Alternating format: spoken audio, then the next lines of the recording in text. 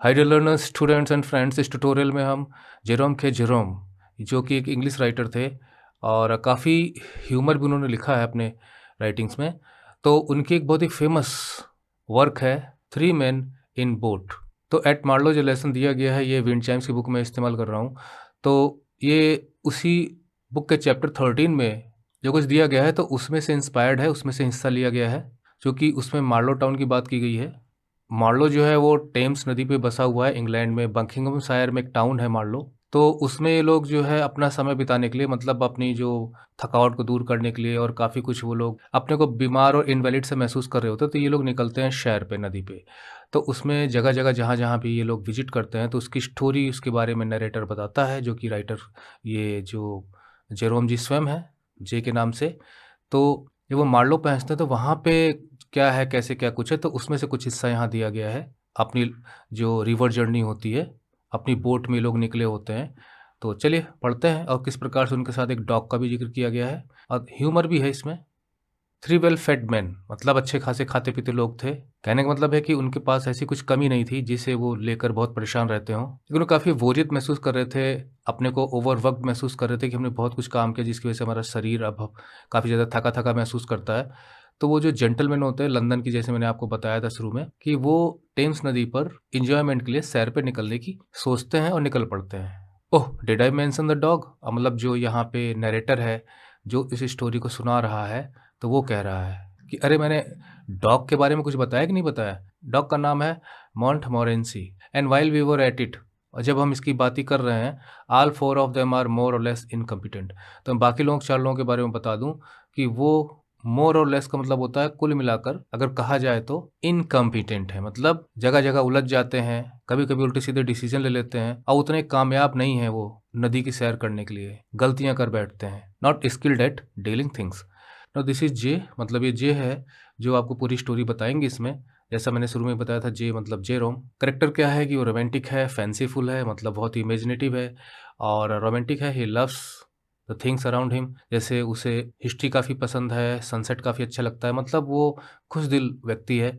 Also food भी अच्छा लगता है, बहुत नाराज़ नहीं होता जल्दी किसी से, गुस्सा तो होगा ही नहीं अगर कोई रोमांटिक है व्यक्ति तो। ही हेट्स हार्ड वर्क, लेकिन उसे हार्ड वर्क पसंद नहीं है, और वो हमेशा ऐसा लगता है जैसे उसे मैं बीमार सा हूँ, ऐसा उसे महसूस होता रहता है। दरअसल पूरी स्टोरी यहाँ नहीं है, उसे अपने लीवर को लेके कॉम्प्लिकेशंस होते हैं, जैसे मेरी लीवर मेरा गड़बड़ चल रहा है। दूसरा यहाँ पे है जॉर्ज। जॉर्ज बैंक में काम करता है, थोड़ा समझदार है, और वो सोता लेकिन काफ़ी ज़्यादा है, और खर्राटे खूब लेता है, लेकिन वो पोलाइट है, और पका भी सकता है, वो कुकिंग भी जानता है, और उसे बैंजो बजाना बहुत अच्छा लगता है, लेकिन बड़ा भयंकर बजाता है, मतलब नॉट गुड प्लेइंग बैंजो, मतलब बैडली। This is Harris. अब यहाँ पे तीसरा जो है वो है हैरिश है, क्योंकि थ्री मैन इन बोट में तीन लोग होते हैं। चौथा वो डॉग होता है, जो आगे हम देखेंगे। हैरिस का क्या करेक्टर है कि वो बोस्टफुल है, मतलब खूब हाँकता है, गप हाँकता है, बड़ा चढ़कर बातें करता है। इल मैनर्ड है, थोड़ा सा तब तमीज़ नहीं है, असभ्य है, किसी भी तरह से पेश आ जाता है, थोड़ा रफ है, रूड है, एंड शॉर्ट टेम्पर्ड, बड़ी जल्दी गुस्सा आ जाता है, और झूठ बोल उसे आदत है झूठ बोलने की।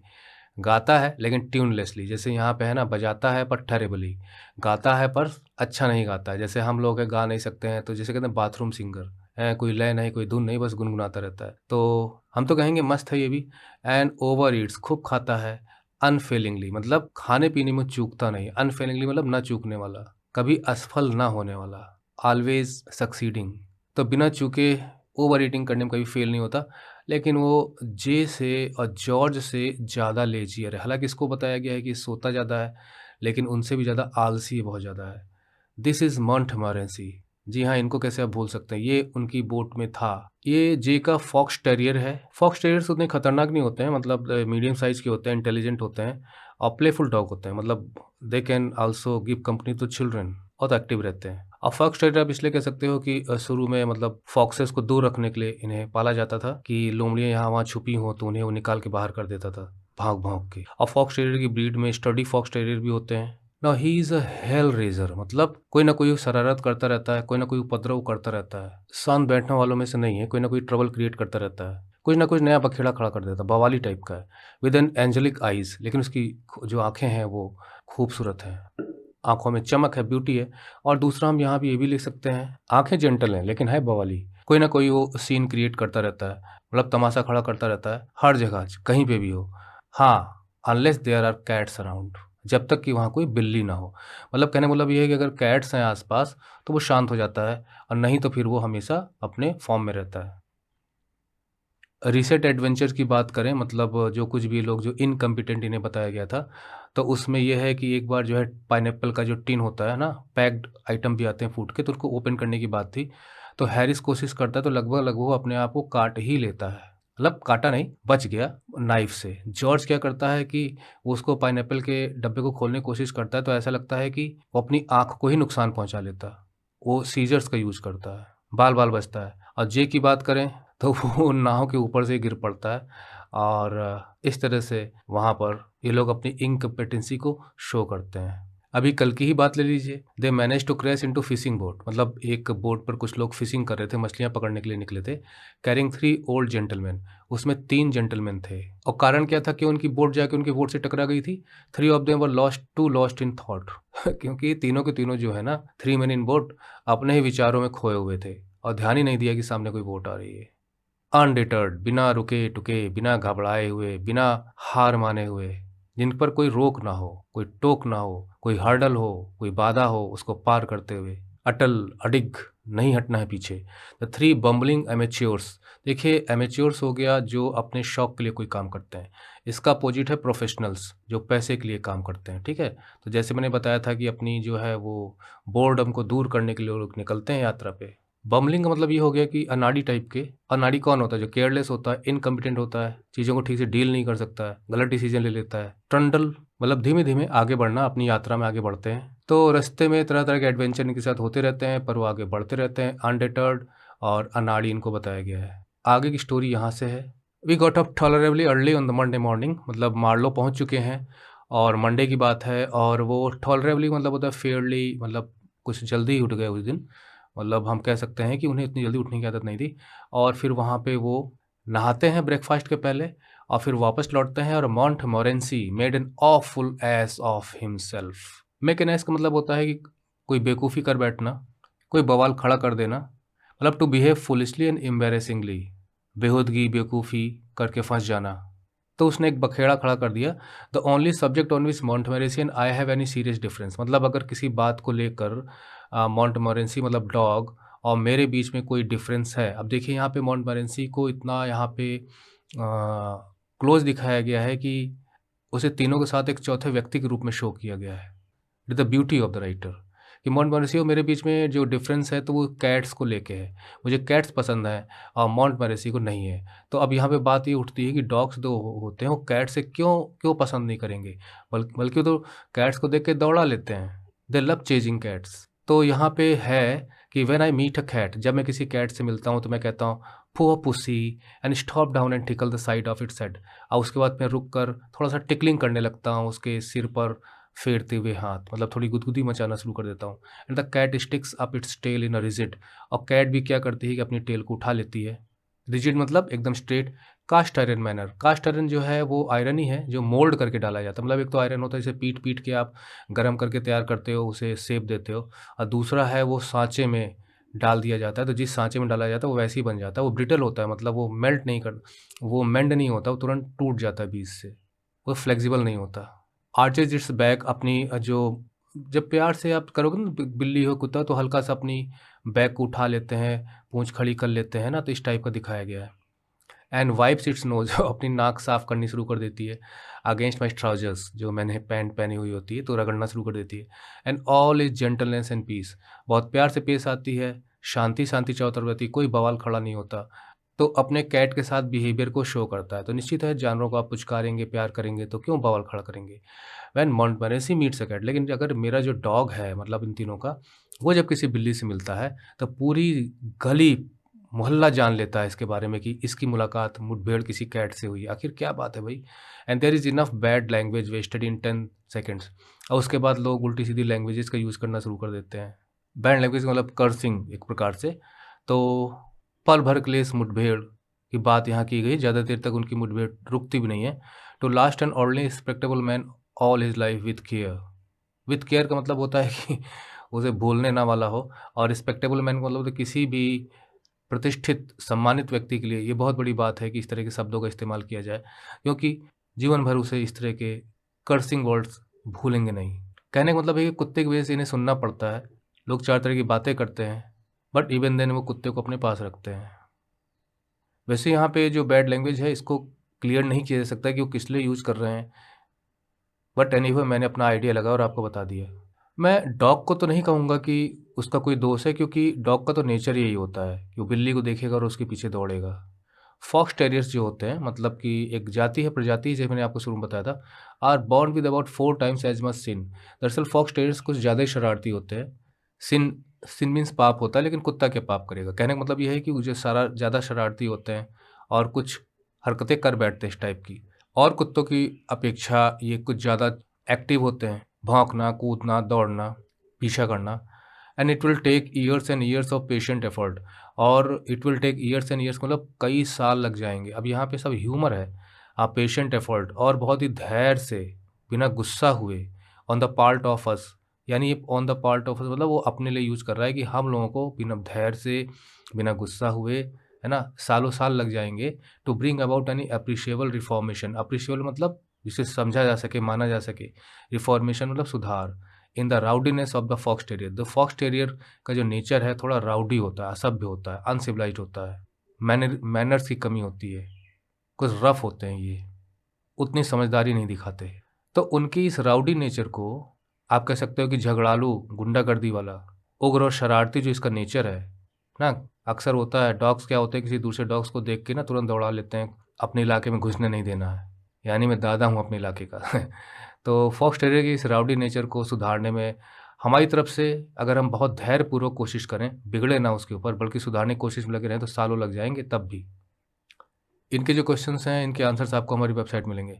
बट दिस टाइम, लेकिन अब की बार क्या हुआ, जो मोंटमोरेंसी था, मतलब ये बताया जा रहा है कि अगर कोई भी बिल्ली अगर मिल जाए तो दौड़ा लेता था, और आसपास वाले जो लोग थे वो बहुत बुरा भला इसको कहते थे, क्योंकि जिसकी बिल्ली होगी, पेट होगी, उसको जब दौड़ा लेगा तो जिसकी बिल्ली है वो तो उल्टा सीधा कहेगा ही ना। यहाँ पे बैड लैंग्वेज है, मुझे थोड़ी थोड़ी समझ में आ रही है। और रिस्पेक्टेबल मैन मतलब चूंकि कुत्ता इनका है तो इन्हें सुनना पड़ता था। लेकिन अब की बार क्या हुआ कि मोंटमोरेंसी जो था, wished he had not given way. अब की बार मोंटमोरेंसी शायद ये सोच रहा होगा कि उसने अगर को काश, विश्ड माने काश, नॉट गिवन वे। गिवन वे का मतलब होता है कि उसने डिड नॉट एग्री, एक प्रकार से हम कह सकते हैं कि उसने ना मानी होती ये बात, या उसने ना ये होने दिया होता। टू हिज इंस्टिंक्ट्स, इंस्टिंक्ट्स होता है हमारा जो नेचुरल जो स्वभाव होता है। हम स्वभावता कोई चीज़ करते हैं तो हमारा इंस्टिंक्ट होता है, हमारा झुकाव किस तरह पे, हमारी प्रवृत्ति किस तरह पे। जैसे ना कोई बहुत ही काइंड हार्टेड है, कोई बहुत ही एंग्री बहुत जल्दी हो जाता है, तो उसकी उनका नेचुरल बिहेवियर। तो अब की सुबह कुछ ऐसा हुआ मोंटमोरेंसी का कि शायद उसने जीवन में पहली बार ये सोचा होगा कि काश मैं अपने इंस्टिंक्ट को फॉलो ना किया होता, जो मेरा स्वभाव है बिल्लियों के पीछे दौड़ पड़ना, काश मैंने अपने आप को कंट्रोल कर लिया होता अपने आप पे। कभी कभी अपने इंस्टिंक्ट पे कंट्रोल करना चाहिए, अपने मूड पे कंट्रोल करना चाहिए हमें, अगर हम कहीं फंसने की स्थिति में हो। तो उसकी इंस्टिंक्ट क्या होती है, डॉग की इंस्टिंक्ट ये होती है कि वो कैट को देखेगा तो दौड़ा लेगा, ये उसका इंस्टिंक्टिव बिहेवियर है। काश उस दिन अपने इंस्टिंक्ट को ना फॉलो किया होता। तो देखिए, वी वो एज आई हैव सेड, हम लोग जैसे कि मैंने पहले बताया, रिटर्निंग फ्रॉम अ डिप, मतलब हम लोग नदी से मतलब नहा धो के आ रहे थे, मज़ा लेके, आनंद लेके डिप का। और हमने देखा कि half way of the high street, मतलब सड़क थी, बड़ी सड़क थी, तो उसके आधे में ही एक कैट जो थी डार्टेड आउट, मतलब अचानक हमारे सामने आ गई। अब जो बिल्ली है ना, अचानक कूद के और सड़क पे आ गई। तो उस पूरी जो सीन को शो करने के लिए यहाँ पे डार्टेड यूज किया गया। With a sudden quick movement she was on the high street from one of the house. तो अब किसी घर से निकल के वो सड़क पे आ गई थी, एंड बिगेन टू ट्रॉट। उसके बाद वो कदमों से, तेजी कदमों से सड़क को पार करने लगी। Montmorency gave a cry of joy. Montmorency की नज़र उस पर पड़ गई और खुशी से चिल्ला उठा। The cry of a stern warrior. वैसे स्टर्न का मतलब होता है सख्त, unyielding, very strict and serious. Warrior मतलब योद्धा जो कूद के पड़ता है अपने दुश्मनों पर, मतलब नॉट शोइंग मर्सी।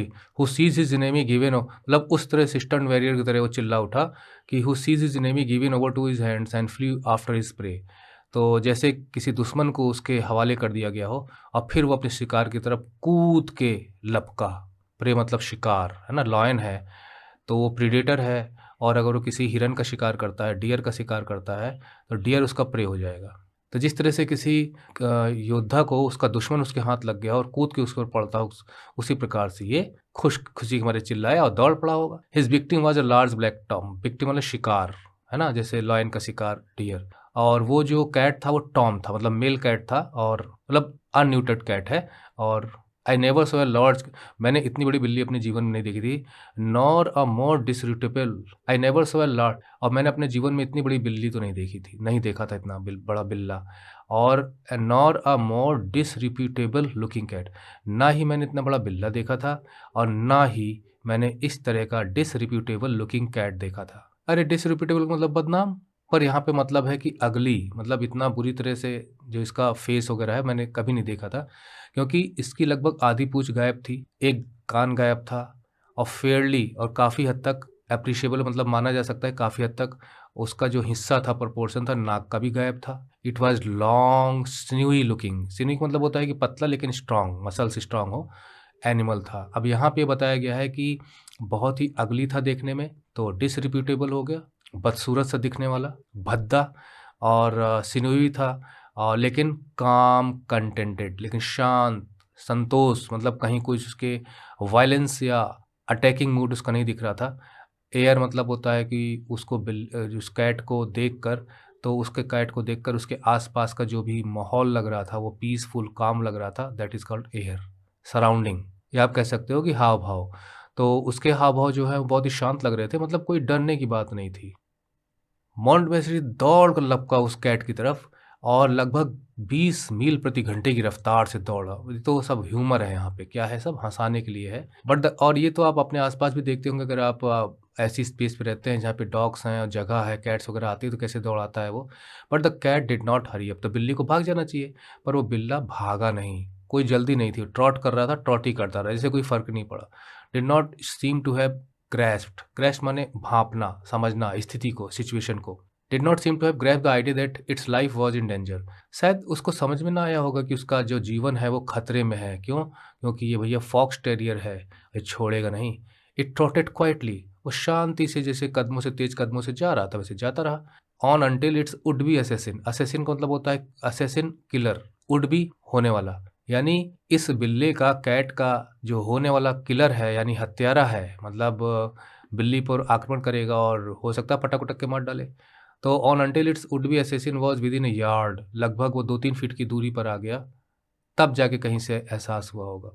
कहने का मतलब ये है कि वो जो बिल्ला था भाँप नहीं पाया कि शायद उसका जीवन खतरे में है, क्योंकि तब तक नहीं भाँप पाया जब तक कि उसका वुड बी असैसिन, यानी उसका हत्यारा जो उसको मार देने वाला था, वो कुछ ही यार्ड की दूरी पर नहीं आ गया। एंड देन उसके बाद क्या हुआ? मुड़ा वो, उसने पीछे मुड़ के देखा कौन हरकत कर रहा है, सैट डाउन, और भागने की बजाय वो बैठ गया रोड पे ही, आओ क्या कर लोगे, इस टाइप से, और माउंट मोरेसी की तरफ देखने लगा with gentle enquiring expression, that said, और कोई आक्रामकता नहीं थी, बहुत शांत, और इंक्वायरिंग एक्सप्रेशन मतलब शायद इस तरह से देख रहा था जैसे कुछ जानना चाह रहा हो कि भैया तुम्हें क्या चाहिए, क्यों आए हो मेरे पीछे। अब यहाँ पे पूरा 100% ह्यूमर है, क्योंकि डॉग को देखकर कोई कैट इस तरह से बैठ जाए, उसको वेट करने लगे, नेवर नेवर एवर। लेकिन भैया वो डिसरिप्यूटेबल था ना, कितना कुछ गंवा चुका था, मेरे ख्याल से बहुत लड़ाका रहा होगा, भिड़ता रहा होगा, फिर भी हार ना मानने वाला हो। तो ऐसा लग रहा था जैसे कह रहा हो वो, यस यू वांट मी, हाँ क्या बात है, तो मुझे चाहते हो, मुझे ढूंढ रहे हो क्या। जो इतनी तेजी से दौड़ रहा था रुक गया होगा इसका इस तरह का बिहेवियर देख, एटीट्यूड देखे। मॉन्टमोरेसी डज नॉट लैक प्लक, अब मॉन्टमोरेसी में हिम्मत की कमी नहीं है, मतलब करेज की कमी नहीं है, but there was something about the look of that cat, लेकिन उस कैट की जो लुक थी, वो कैट जैसे दिख रही थी उस वक्त, might have chilled the heart of the boldest dog. मैं मॉन्टमोरेसी की क्या बात करूं, बहादुर से बहादुर कुत्तों का दिल में सिहरन पहुंच जाए डर के मारे, मतलब they will be greatly afraid, इतनी भयानक बिल्ले को देखकर, जिसकी टेल गायब हो, एक कान गायब हो, नाक काफ़ी कुछ गायब हो गई हो, तो इसको देखकर तो अच्छे से कुत्तों की हालत बिगड़ जाए। चिल्ड द हार्ट मतलब बहुत ज़्यादा डर जाना। ही स्टॉप्ड एब्रप्टली, एब्रप्टली मतलब अचानक, अचानक वो रुक गया, मतलब बहुत तेज़ी से दौड़ता हुआ अचानक रुक गया, and looked back at the Tom, और टॉम को देखने लगा। नाइदर स्पोक, ना मॉन्टमोरेसी ने बोला ना टॉम कैट ने बोला, but the conversation that one could imagine was clearly as follows, लेकिन उन दोनों के बीच में क्या बातचीत हुई होगी उसका इमेजिन हम कर सकते हैं। अच्छा, अब यहाँ पे क्योंकि भाई इनकी भाषा तो समझ में आई होगी नहीं, ना तो ये बोल रहा है ना ये बोल रहा है, कुछ देर तक एक दूसरे को देखते रहे, इसने स्थिति को समझा होगा, तो इन दोनों के बीच में क्या बातचीत हुई कि उसका इमेजिनेशन यहाँ पे लिखा गया है। जैसे बिल्ला बोल रहा हो, can I do anything for you, बोलो मैं कुछ आपके लिए कर सकता हूँ क्या, किसी काम आ सकता हूँ क्या, बोलो क्या चाहिए मुझसे, no no no no no, कुछ नहीं कुछ नहीं, don't you mind speaking, if you really want anything अगर आप कुछ कहना चाहते हो तो क्या आपका कहने का मन नहीं होता? बोलोगे भी कुछ अगर कुछ बोलना चाहते हो तो? मतलब तुम कहना चाहते हो तो कह सकते हो अपनी बात को। Oh! No, no, no, not at अरे, अरे, अरे! कुछ नहीं, कुछ नहीं, कुछ नहीं। सर्टेनली बिल्कुल नहीं, बिल्कुल नहीं। Are you trouble? आप परेशान ना हो। I am afraid. मुझे खेद है। आई एम सॉरी दैट मैंने गलती कर दी। I thought I knew. मुझे लगा जैसे मैं आपको जानता हूँ। शायद इसलिए मैं चला आया। Sorry, sorry. सॉरी मैंने डिस्टर्ब किया आपको। Not at all. नहीं, बिल्कुल नहीं किया आपने। Quite a pleasure. ये तो मेरे लिए प्लेज़र की बात है कि मैं आपको एंटरटेन करूँ। Sure you don't want anything? हाँ, सोच लो, क्या अब तुम कुछ कहना नहीं चाहते? क्या अब भी तुम कुछ बोलना नहीं चाहते? कुछ चाहते हो तो बोलो, क्या बात है? Not at all thanks. नहीं, नहीं, नहीं, बिल्कुल नहीं। Thanks, not at all. मुझे कुछ नहीं कहना। Very kind of you. आप तो बहुत अच्छी हैं, बहुत अच्छे हैं। Good morning. दुम दबा के भगा। अब ये जो इसकी जो पूँछ है ना, ये पूँछ जाके जो सेट हो जाती है, यही बताती है कि कुत्ता डरा हुआ है। इसने भी कहा गुड मॉर्निंग, चल निकला। The cat rose and continues trot. उठी और चली गई अपनी जैसे चल रही थी। And Montmorency fitting what he calls his टे इसको आप समझ पाए इसका अर्थ क्या निकल रहा है यहाँ पे। और मॉन्ट मोरेसी ने फिट करते हुए वॉट ही कॉल्स स्टिल जिसे वो अपनी पूंछ कहता है इनटू इट्स ग्रूव। ग्रूव मतलब खांचा। यहाँ पे ग्रुप मतलब ये तो मतलब कोई चीज़ कहीं भी जाके फिट हो जाए। तो वास्तव में ये जो मेरे ख्याल से यहाँ पे मतलब ये है कि डॉग है, तो डॉग का पीछे का जो हिस्सा है तो वो इस दोनों पैरों के बीच में जो पूरी की पूरी जो पोजीशन बनती है तो वहाँ ले जाके उसने ऐसे कस के अपना पूंछ को फिट कर लिया। तो वही यहाँ पे ग्रूव है। और हमारे पास चला आया and took up unimportant position the rear. Rear मतलब पीछे। और हमारे साथ जाके एकदम पीछे मतलब अकेले में, मतलब हम लोगों के साथ नहीं बैठा। अनइम्पॉर्टेंट मतलब होता है कि ऐसी जगह चला गया जहाँ उसकी उम्मीद नहीं थी। मतलब अलोन, नॉट विद देम। उसको धक्का लग गया ना, यार क्या हो गया, आज तो मेरी बेइज्जती हो गई। नॉर्मली जहाँ बैठता है वहाँ नहीं बैठा। टू दिस डे आज भी इफ़ यू से द वर्ड, और आज भी अगर आप कैट्स कह के बुलाते हो, किसी कैट शब्द का नाम लेते हो, to Montmorency he will visibly shrink. तो उसका नाम सुनते ही वो विजिबली मतलब साफ तौर पे आपको दिखाई देगा कि अपने आप को सिकोड़ लेता है और पिटिशली आपकी तरफ देखने लगता है, जैसे कह रहा हो प्लीज़ डोंट, कैट का नाम ना लो please. You think the narrator treats Montmorency? भाई देखिए आंसर तो मिल जाएंगे, लेकिन इसका आंसर तो यस है ना? नहीं तो अपने साथ लेके क्यों जाते? We did of marketing. फिर हमने मार्केटिंग की अपने आप ब्रेकफास्ट के बाद। एंड रिक्चुअल्ड बोट या विक्चुअल्ड बोट आप कह सकते हो। और 3 दिन के लिए फिर हमने सामान भरा, जो कि मतलब जर्नी में चल रहे हैं, रास्ते में मार्लो पड़ा तो सोचा कि लाओ थोड़ा सामान ले लें। George said we want to take vegetable. अब देखिए जॉर्ज कह रहा है कि हमें वेजिटेबल्स ले लेना चाहिए। देखिए यहाँ पे जॉर्ज को कुछ सेंसिबल बताया गया है ना। तो कहता है हमें वेजिटेबल ले लेना चाहिए क्योंकि वो आ, तो कहता है वेजिटेबल्स लेना चाहिए क्योंकि it was unhealthy not to eat vegetable. क्यों कहता है वेजिटेबल्स अगर हम नहीं खाएंगे तो ये हमारे शरीर के लिए ठीक नहीं होगा, अनहेल्दी डाइट कहलाएगी। ये भी कहा कि वेजिटेबल्स को पकाना बहुत आसान होता है एंड वो खुद इसकी देखभाल करेगा। मतलब कहने वाला वो खुद देखेगा कि वेजिटेबल्स कैसे पकें, कैसे किया जाए, है ना। He would see to eat that, क्योंकि वो थोड़ी बहुत कुकिंग भी कर लेता था जो हमने शुरू में बताया था। So we got 10 pounds of potatoes. तो हमने पोटैटोज ले लिए। बुशल ऑफ पीस, ये बुशल एक नाप है, जैसे यहाँ पे दिया गया है मीनिंग कि लगभग 36.4 लीटर्स के बराबर होती है। अब यहाँ पे तो किलो दिया गया है पीस तो किलो में होंगी। यानी कहने का मतलब ये है कि उन्होंने मटर ली, आलू लिया, पाउंड्स ऑफ पोटैटोज वेट है, और चूँकि पाउंड चलता है वहाँ पे इंग्लैंड में, एंड अ फ्यू कैबेज, और गोभी ली, एंड गॉट अ मीट पाई। और पाई मतलब समोसा कचौड़ी आप कुछ कह सकते हो, मीट का बना हुआ। और कुछ गूसबेरी टार्ट्स लिए। टार्ट्स आप कह सकते हो पेस्ट्री या केक टाइप का। And a leg of mutton from the hotel, और मटन का लेग लिया। गूसबेरी आप करौंदा कह सकते हो, है ना, उसका बना हुआ। और क्या किया इन्होंने, fruit, cakes, bread and butter and jam and eggs and other things. We forest मतलब जो कुछ भी हम वहाँ पे ढूंढ पा रहे थे, पूरा टाउन में छान मारा, around about the town for और डिपार्चर फ्रॉम द मार्लो। उसके बाद फिर हम रवाना हुए मार्लो से अपनी नाव में। I regard as one of our greatest success. ये कह रहे हैं कि मार्लो पे आने के बाद अभी तक की अपनी यात्रा में जितना सक्सेस हमें यहाँ पे मिली उतनी सक्सेस कहीं नहीं मिली अपनी जर्नी में। अब देखते हैं क्या सक्सेस की बात हो रही। अच्छा, ये पूरी की पूरी जो ट्रैवल की बातें की जा रही हैं इसे ट्रैवलॉग कहा जाता है। ठीक है, जैसे डायलॉग होता है उसे ट्रैवलॉग। तो कह सकते हैं कि हमारे ट्रैवल के दौरान में इतनी सक्सेस हमें कहीं नहीं मिली। मतलब सक्सेस कब होती है, जब चीज़ें हमारे हिसाब से होती हैं, मतलब अकॉर्डिंग टू आवर हार्ट, जो हम चाहते हैं उसी हिसाब से सारी चीज़ें हों, तो दिस इज़ ग्रेट सक्सेस। तो सब हमारे मन का हो रहा था। इट वाज डिग्निफाइड, मतलब बहुत ही रिस्पेक्टेड फॉर्म में हो रहा था। डिग्निफाइड था मतलब हमारी प्रतिष्ठा उससे बढ़ती थी, हमारा मान-सम्मान बढ़ाने वाला था। सिर ऊँचा करके, सीना तान करके हम वहाँ पे बिहेव कर रहे थे एंड इम्प्रेसिव भी था, मतलब काफ़ी इफ़ेक्टिव था, प्रभावशाली था, लोग उसे नोटिस कर रहे थे विदाउट बीइंग ऑस्टेंटेशियस। ऑस्टेंटेशियस मतलब होता है दिखावा करने वाला। तो चीज़ें तब अच्छी होती हैं जब वो नेचुरली लगें, मतलब अगर उनमें दिखावा लगे तो लोग कहेंगे देखो बहुत दिखावा कर रहा है, शोबाजी कर रहा है। तो कुछ भी शोबाजी नहीं थी, सारी चीज़ें नॉर्मल थी, लेकिन डिग्निफाइड थी, इम्प्रेसिव थी। We had insisted. देखिए, अब यहाँ पे क्या बात है कि हम इस चीज़ पे जोर दे रहे थे, जितनी भी दुकानों पे जाते थे, वी हैड बीन टू का मतलब जितनी भी दुकानों पर हम गए, दैट की जो चीज़ें हैं, वो भेजी जाएँ हमारे साथ देन एंड देयर, मतलब उसी वक़्त। जिस समय हम चीज़ों को पैक कराएँ, उसी समय हमारे साथ भेज दी जाएँ। ऐसा नहीं है कि हम चले जाएँ और बाद में हमारे पास भेजी जाएँ। कहने का मतलब कि हम ऑर्डर देके चले आएँ, बाद में सामान हमारे घर या हमारे यहाँ पहुँचा दिया जाए। तो इस टाइप की सिचुएशन नहीं थी, देन एंड देयर, उसी वक़्त। None of your yes and sir. और हम कह भी देते थे कि तुम्हारा आपका यस सर वाली बात नहीं चलेगी, I will send them off कि यस सर, हम इन्हें भेज देंगे, तुरंत ही भेज देंगे। The boy will be down there before you are sir.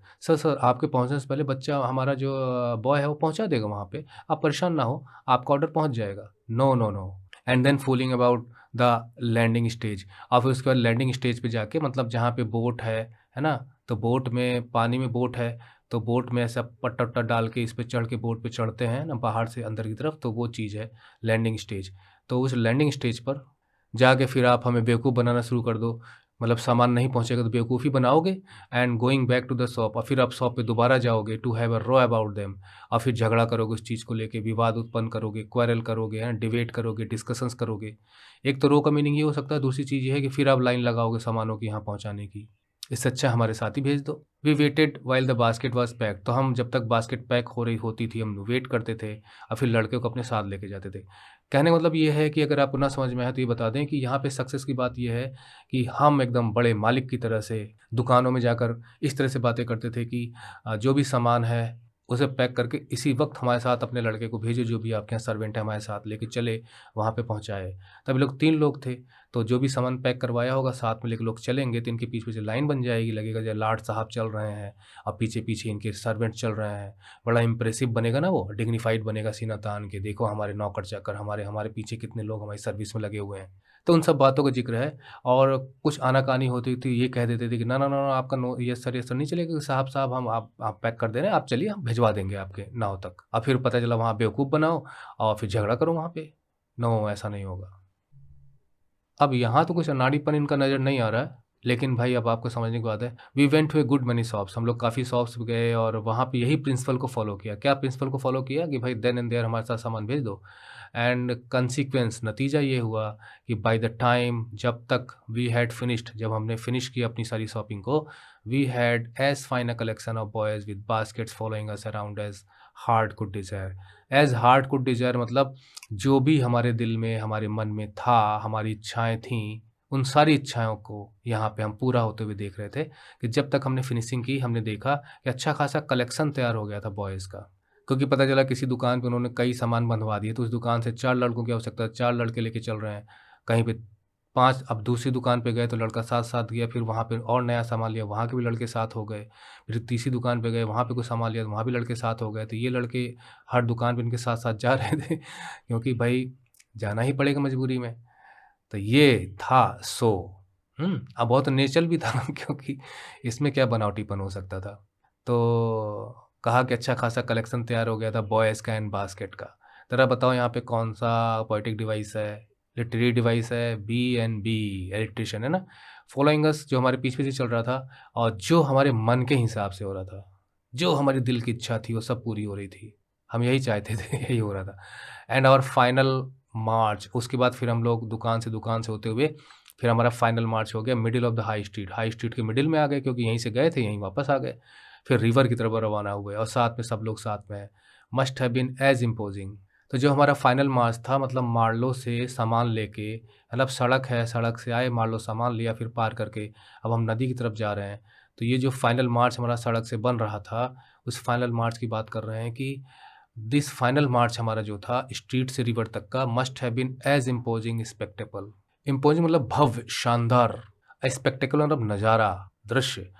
तो हम चल रहे थे, हमारे पीछे-पीछे लोग चल रहे थे, तो इतना भव्य शानदार नज़ारा बना था मार्लो में कि एज़ मार्लो हैड सीन, वो कह रहा है कि मस्ट हैव बीन, निश्चित रूप से ये नज़ारा इस तरह का रहा होगा कि मार्लो में ने इस तरह का नज़ारा किसी लॉन्ग डे में लॉन्ग डे का मतलब होता है वेरी बिजी डे, मतलब काफ़ी ज़्यादा व्यस्तता, एंगेजिंग।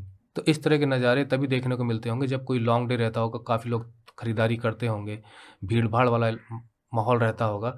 तो इस तरह का दिन मार्लो ने, इस तरह के दिनों की तरह ये दिन था उनके लिए। यानी कुल मिला के हम कह सकते हैं कि सीन कुछ ऐसा बन गया था, क्योंकि देखिए 10 तरह के लोग जा रहे हैं और उनके पीछे कोई एक लड़का सामान लेके जा रहा है, अलग चीज़ है। ये 3 लोग थे और तमाम लोग फॉलो कर रहे थे उनको। तो मार्लो में जब किसी भी दिन बहुत ही बिजी डे हुआ करता होगा, तो शायद उस दिन का नज़ारा ये बन गया था। आप इसका मतलब ये मत समझ लीजिएगा कि शायद मार्लो ने काफ़ी दिनों से नज़ारा नहीं देखा होगा, इतने बिजी डे का। The order of procession was as follows. अब देखिए प्रोसेशन का मतलब हो गया जुलूस, मतलब एक के पीछे एक लोग चले आ रहे हैं। देखिए मोंटमोरेसी है, उसने अपने स्टिक पकड़ी हुई है अपने मुंह में। टू डिसरिप्यूटेबल लुकिंग कर्स, कर्स का मतलब यहाँ पे आवारा कुत्ते हो गए, अनसिविलाइज्ड डॉग आप कह सकते हो, अनसिविलाइज्ड डॉग्स या अनरूली डॉग्स। तो बदनाम कुत्ते, और ये मोंटमोरेसी के दोस्त थे। जॉर्ज कोर्स लिया हुआ था, रक्स लिए हुए थे उसने। अब यहाँ रख का मतलब मैं कंबल लगाऊंगा, मतलब उसने जो अपने कंधे पे डाला हुआ था नीचे तक। हैरिस, वो चलने की कोशिश कर रहा था। इजी ग्रेस, ग्रेस माने जो शानदार चाल से चलने की कोशिश कर रहा था। मतलब देखिए भाई सीन बन गया था ना, तो अपनी शान के साथ चलने की कोशिश कर रहे थे। बड़ी नज़ाकत, नफासत, नवाबी चाल से चलने की कोशिश कर रहा था।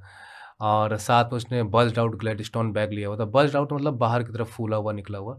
ग्लैडस्टोन बैग मैं आपको दिखा दे रहा हूँ इमेज में, और एक हैंड में और एक हाथ में बोतल ली हुई थी लाइम जूस की। मतलब साहब की तरह चल रहे थे। ज़रा आप देख लीजिए, यहाँ पे नीचे दिया गया है। अभी हम दिखाएंगे। ये देखिए, ये रग हो गया, और ये ग्लैडस्टोन बैग हो गया, बोतल हो गई। लेकिन यहाँ पे कौन सी इजी ग्रेस नज़र आ रही है, मुझे लगता है यहाँ भी ह्यूमर कर दिया है। वो किसी तरह से चलने की कोशिश कर रहा है, but anyway. Green grocers boy मतलब जो सब्जी वाला था, है ना, और बेकर्स बॉय जहाँ से उन्होंने पेस्ट्री, टार्ट वगैरह, सब पाई वगैरह खरीदा होगा, वो अपनी बास्केट्स के साथ थे।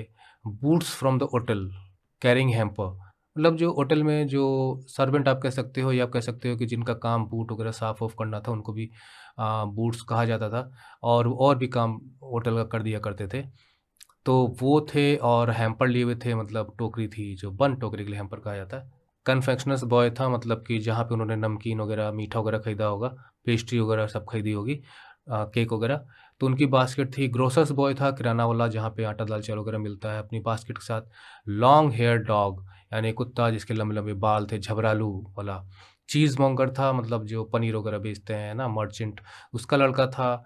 ऑड मैन भी था, एक अजीब सा आदमी था जो बैग लिए हुए था। बॉज़म कंपेनियन मतलब बहुत ही क्लोज फ्रेंड, बॉज़म माने छाती होती है, इतना नज़दीक, तो क्लोज फ्रेंड भी था ऑड मैन का। अब कैसे पता चलेगा क्लोज फ्रेंड था, हो सकता है उसके साथ साथ चल रहा हो, और पॉकेट में उसने हाथ डाले हुए थे। फ्रूटर्स बॉय था, फल विक्रेता से जो उन्होंने सामान खरीदा, तो बास्केट लेके चल रहा था। मैं खुद था, और 3 हैट्स थी मेरे हाथ में, और ए पेयर ऑफ बूट्स था। Trying to look as if I did not know it, और ये दिखाने की कोशिश कर रहा था जैसे मैं इन सब चीज़ों के बारे में जानता ही नहीं हूँ। तो मतलब यहीं पे चीज़ें हैं कि मैं सोई नहीं था।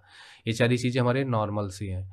तो एक तो ये अंदाज़ा लगा सकते हैं, दूसरी चीज़ ये है कि मैंने जो इतना सामान लिया हुआ था, 3 हैट और बूट, तो मैं ये जताने की कोशिश कर रहा था कि मुझे पता ही नहीं है कि मैंने क्या लिया हुआ है।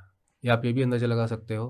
हालाँकि यहाँ पे 3 हैट वाला तो दिखाया नहीं गया है, बट मेरे ख़्याल से ये है ना? बॉज़म, ओल्ड मैन, ऑड मैन, और ये बॉज़म फ्रेंड, पॉकेट में डाला हुआ है उसने, जेब में। तो एक अंदाज़ा ये भी लगा सकते हैं, डिड नॉट नो इट का मतलब कि मैं चला, 6 स्मॉल बॉयज़ थे और 4 स्ट्रे डॉग थे कुल मिलाकर। When we got down to the landing stage, जब हम लैंडिंग स्टेज पे पहुँचे, मतलब अब बोट पे हमें चढ़ के इस तरह से बोट में जाना है, सवार होना है, तो यहाँ से चढ़ के तो लैंडिंग स्टेज, तो बोटमैन ने पूछा, let me see sir, was yours steam launch, और अरे मुझे थोड़ा-सा समझने दीजिए, जानने दीजिए, ज़रा मैं देखूँ तो, पता तो करूँ कि वाज योर्स स्टीम लॉन्च, कि आपने स्टीम लॉन्च बुक की थी कि हाउस बोट बुक की थी? यानी आप स्टीम लॉन्च पे जा रहे हैं कि हाउस बोट पे जा रहे हैं? मतलब आपको परमिशन किस चीज़ की मिली हुई है? इतना सारा सामान लेके आप आए हैं। स्टीम लॉन्च का मतलब होता है, वैसे तो इनकी बोट थी, ये लोग बोट में जा रहे थे। बल्कि जो स्टोरी है 3 मेन इन बोट, उन्हें स्टीम लॉन्च से घृणा होती है, क्योंकि उन्हें मज़ा आता था, कोई भी स्टीम लॉन्च जा रही है, मतलब भाप से चलने वाली जो नावें हैं, तो बीच में आ जाना, उनका रास्ता रोक लेना, बड़ा आनंद इसका सबको मिलता था इनको। और हाउस बोट मतलब जहाँ पे आप रह भी सको, सामान भी रख सको, घर जैसा।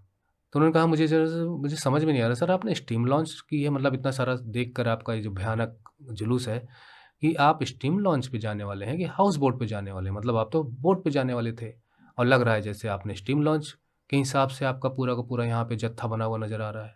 तो यहाँ पे भी ह्यूमर है। कहाँ 3 थे और लौटे इतने सारे थे, तो कन्फ्यूज़ हो गया देख के इनको सबको। बाकी इनके जो क्वेश्चन आंसर्स हैं आपको सब मिल जाएँगे हमारी वेबसाइट पे। यहाँ पे कहा गया है कभी-कभी क्या होता है कि लोग अपने प्रेजेंस ऑफ माइंड का यूज़ करते हैं, इंटेलिजेंस का यूज़ करते हैं, अपनी चालाकी का यूज़ करते हैं और अच्छा रिजल्ट्स वहाँ से निकाल लेते हैं और कम प्रयासों में। लेकिन कभी-कभी क्या होता है कि उसकी तो तारीफ़ होती है और कभी-कभी क्या होता है कि जिसकी तारीफ़ हम कहते हैं कि it is an example of efficiency मतलब कम एफर्ट में ज़्यादा अचीव करना। कभी-कभी उसको हम क्रिटिसाइज़ करते हैं, कहते हैं कि ये तो अनवर्दी था, बेवजह की बात थी। अब जैसे यहाँ पे है तो इतना सारा जो इन्होंने इकट्ठा कर लिया, ये सब बेवजह ही है। मतलब इनको बस मज़ा आ रही है इसमें और there was no reason employing and engaging such so much of boys. Energy waste हो रही है यहाँ पे, लोगों का समय वेस्ट हो रहा है। बट एनी हाउ थे तो ये लोग बम्बलिंग पीपल ना। और अगर वो पीडीएफ वगैरह खरीदनी हो, फिर भी आपको कोई डाउट हो, आप डाउट सेशन हमसे अरेंज करा सकते हैं और व्हाट्सएप हो, गूगल मीट हो, किसी भी तरह से हमसे ऑनलाइन मीट कर सकते हैं। सो इस ट्यूटोरियल ख़त्म करते हैं। जल्दी-जल्दी मैंने इस ट्यूटोरियल को बनाया। अगले किसी ट्यूटोरियल में फिर आपसे मुलाकात होगी। तो saying you all goodbye, study well and take care.